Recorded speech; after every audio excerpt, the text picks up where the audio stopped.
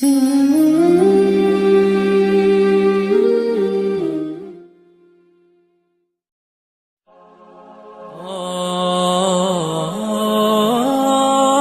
zaman di Aceh pegahi Nabi so yang buka puasa orang lain nyan pahala lagi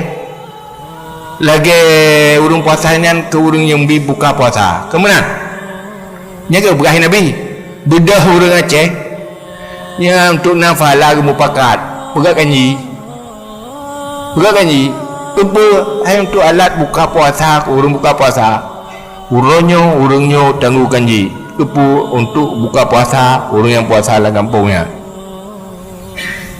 sehingga menjadi adat tetapi berangkat dari kepegahan Nabi macam fahala je nak kepegah nyo syariah ana buat pubut tanggung kanji ba bagi pegahan ni tetapi itulah syariah ide kan surah sebagai syariat dan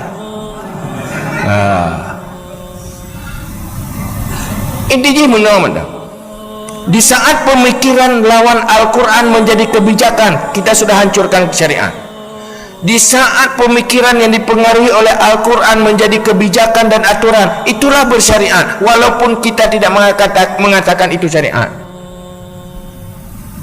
Jadi hanya parsial dan tidak mungkin orang ingin menjalankan syariat tidak tahu syariat. Orangnya mana mungkin dapat syariat Aceh tak biarkan kejahilan fardu'in merata. Tak mungkin. Pun syariat diawali oleh perang kejahilan dari masyarakat. Apakah semua kekuatan kekuasaan kita pergunakan untuk perang kejahilan? Orangnya nak maksudnya contohnya hanya contoh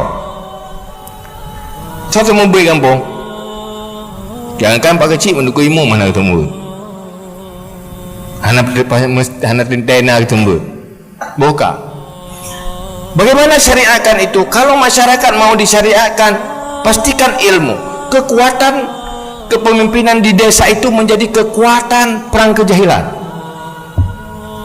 Naga BPM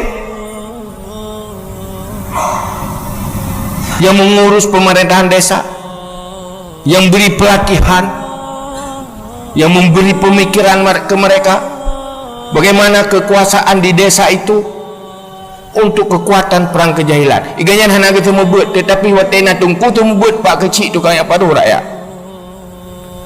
Sehingga dipastikan di bawah kepemimpinan gaknyan gelah perlain kan perleja ke mujtahid ke malay.